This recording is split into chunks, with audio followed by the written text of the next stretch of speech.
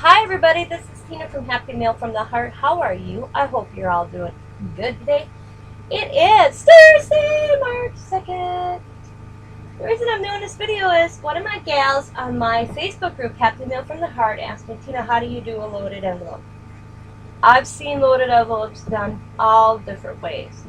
So I told her, she wanted me to do her kind of step by step. I said I'd do one better and make her a video on how I do my loaded envelopes. Now, I buy these, usually. This is how I started, and I'm like, you know what, this is a pain in the butt, personally. So what I did is I took it apart, and I spreaded it out, and I tried to get it as even on both sides. But you do need to be, on one end, it has to be a little longer. So, this, or this is this. Just take it apart. And I trimmed it up just a little bit. So, but I'm going to show you how I started first off, and then I'll show you to make one this way. Plus, then I've also bought the bag. This is, this is usually not one size I use, but I have bought it. What I would do on this one, and I'm not going to really go into this one too much, is that you just kind of decorate it. You know, you take your paper, put it over. Usually people glue this little flap here and here, so you got a pocket. You can decorate. What I do usually is I decorate up to here, like this, and then I glue the flap, and then I decorate the pocket, so the pocket would be a different color. Maybe we'll do that one too, I'm not sure yet. But we're going to start out with doing it this way. And then we'll move on to this way, and you'll see the difference. So this might be part 1, or part 2, or part 3, or part 4. I'm not sure. What I first off do is I take off this little metal funky holder thing. I just usually pop it right out. Don't worry about ripping the paper. If you rip it real bad, but usually, you know, don't worry about that.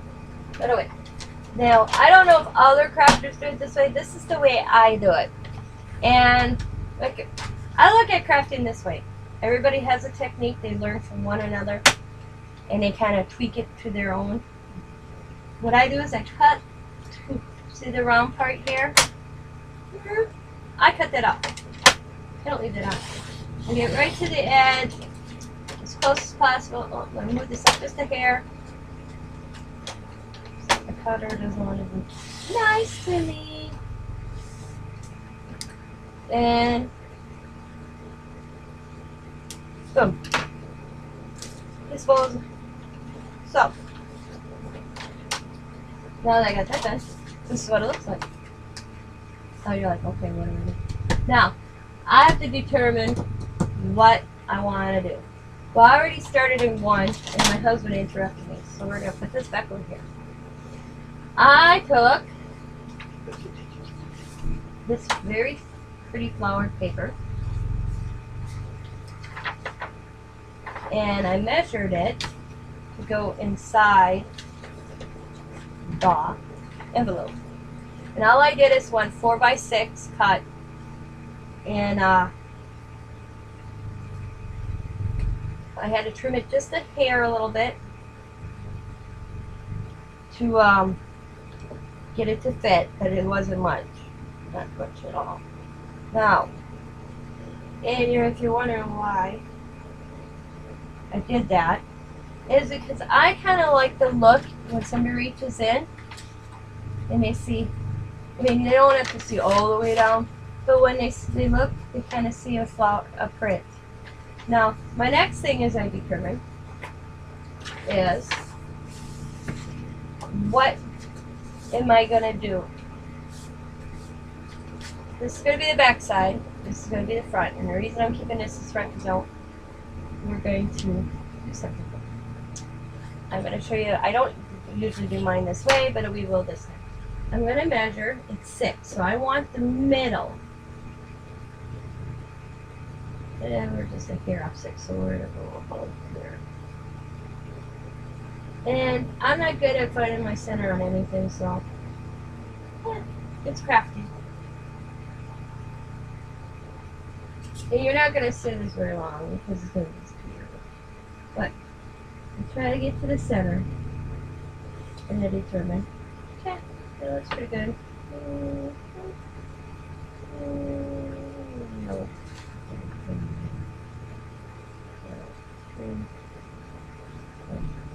I'm way off, guys. Keep up.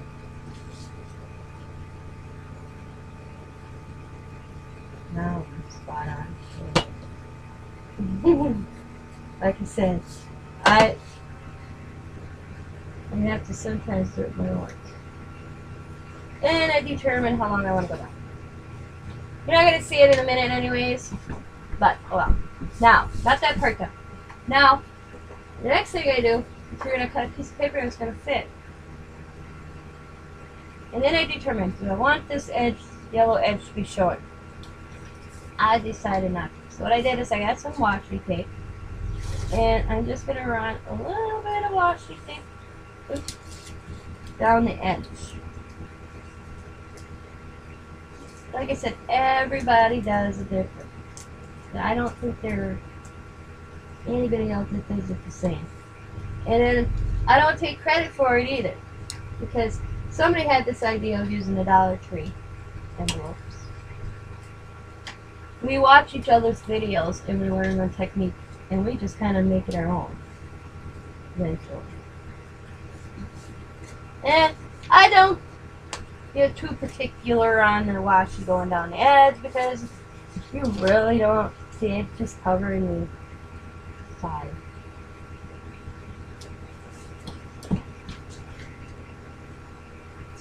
Oop.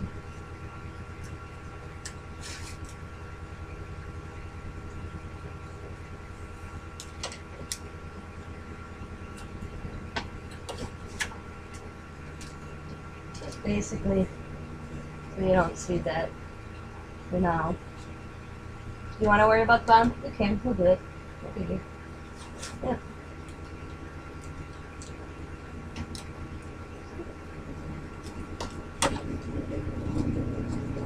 Boom. So here's snowblower. It's my husband is out snowblowing. Now, you see this edge? I didn't get real close on this one. I got a little closer right now. If you wanted to, you could go in and do some washi. So my washi is not matching up too much, but let's see what else. Just give me a while to go pick a washi. I think the wash better.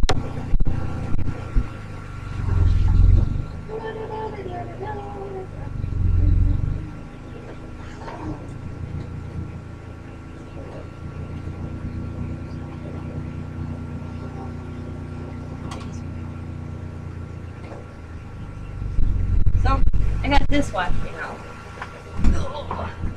What I'm going to do, this is quite tricky, is I'm going to try, why is this so weird?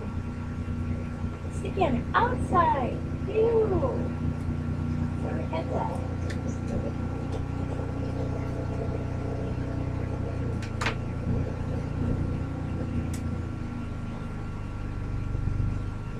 Where did that happen?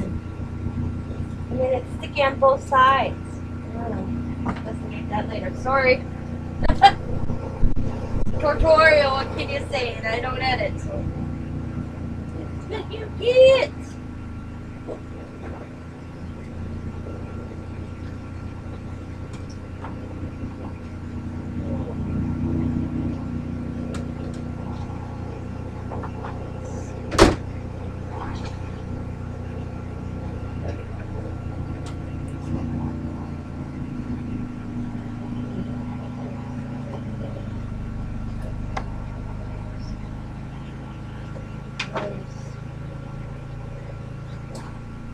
Looking for the perfect color. We don't have it. Just bugs me sometimes. Because it's not really purple and it's not really blue. It's like that in between.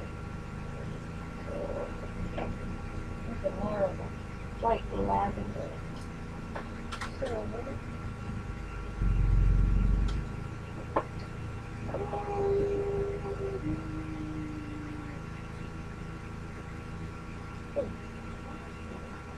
that one. Just something right. Yeah, talk among yourselves. I'm looking for watch, you guys.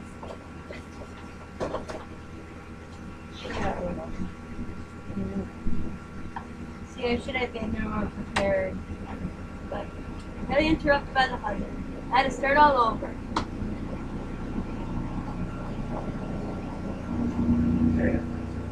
That'll turn it. Alright, I had this wash.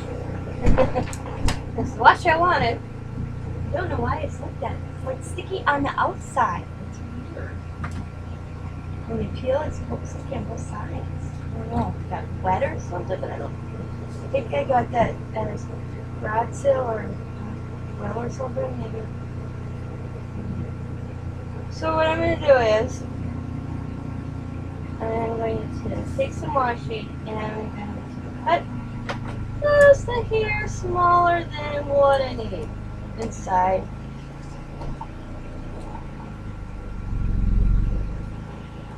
And I'm going to put it on the outer edge, like this.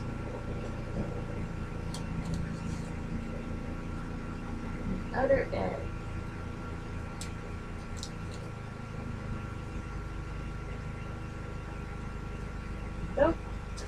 So that it looks like that. And then what I'm going to do is I'm going to fold it over.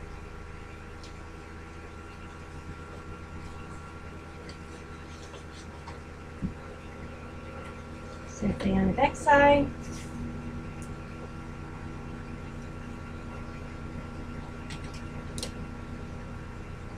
I love these little mats from the Dollar Tree. I'm going to buy me another one because they work perfect. Just, you know, I have my table, but the table's getting a lot of little nooks and marks on it. And fold it in.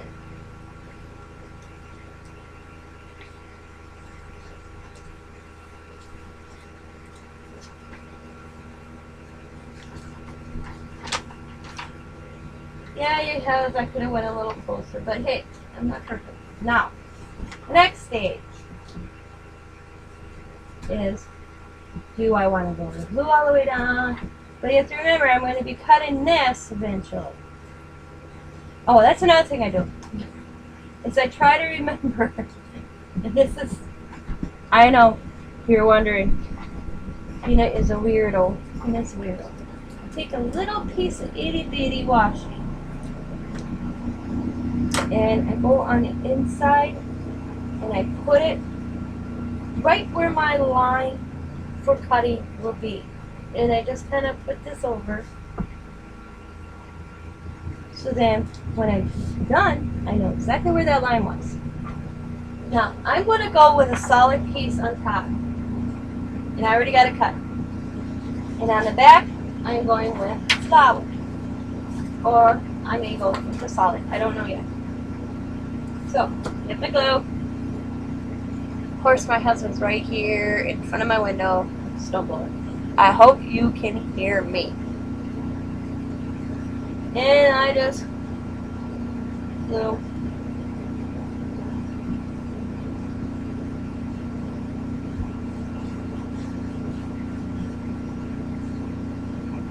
And I can't pause. Or I'm going to kick his butt when it goes back out.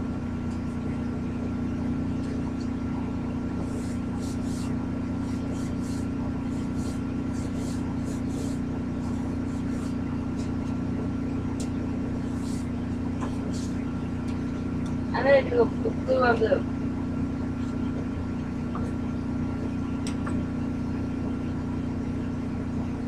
And you guys think, you're going to say, wow, it's weird or whatever. Because this is usually what I do with the washi on the side of the crease. is just some washi that I have that I know I'll never use on a project. Because the second time you'll see what I mean. Why did you do that? So way off from that.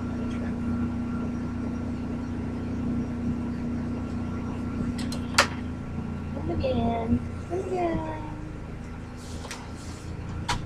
Now he's moving away from the cell phone.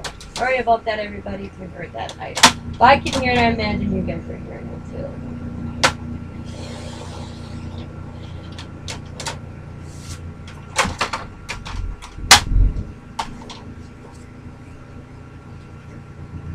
Okay. Alright.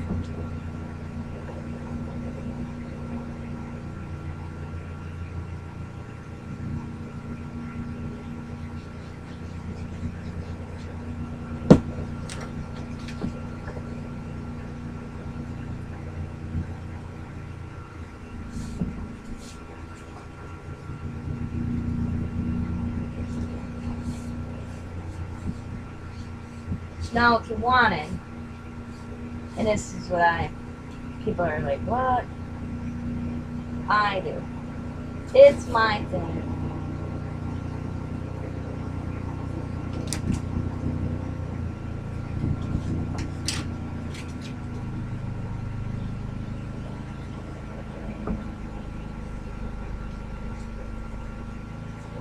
I'm not even a little off there. I'm an old Weller crafter. Oh well.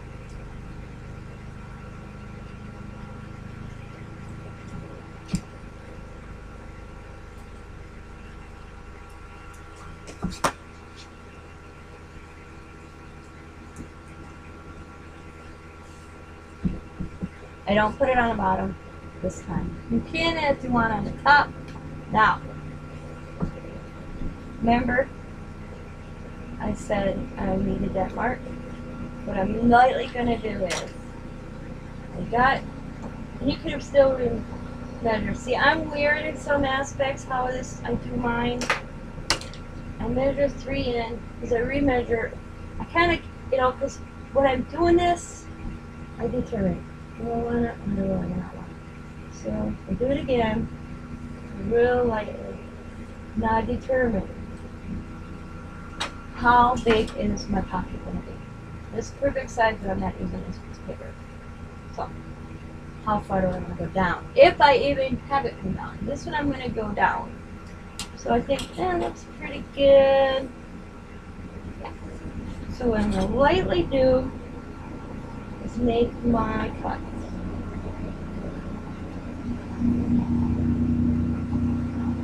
Or my line. And I'm going to cut there.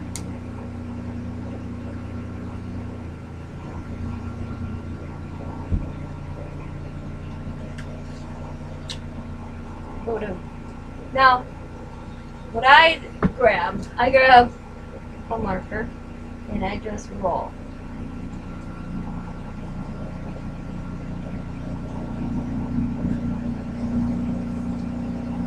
And I bend. And I push. Get the paper to do its thing.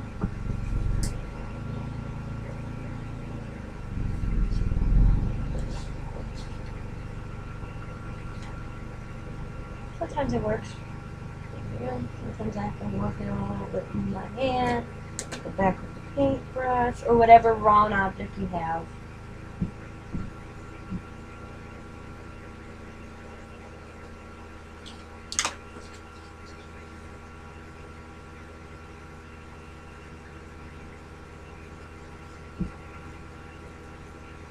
See with this edge, this is where I would come in if I wanted to, or some ink.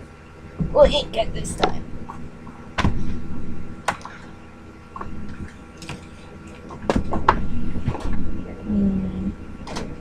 Some distress ink. And I just go.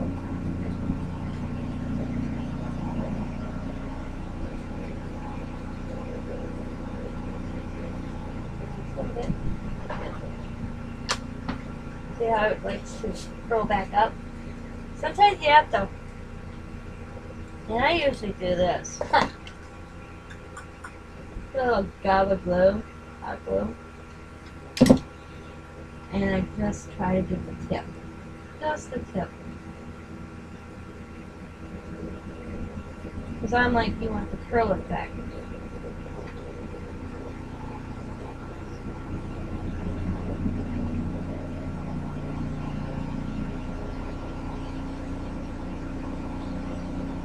Alright, this is part 1. Let's finish this one and then we'll go to part 2. Bend, bend, bend. You know what really gets me when I do this? And I have a feeling it's going to happen here. Oh, nope. This one time I can get one side that looks great on my band. I've seen them where they've gone further down. I don't like doing that because I like space in between to decorate. And a little bit of glue on the tip and just boom. This is my, like I said, this is my version. Everybody has their own.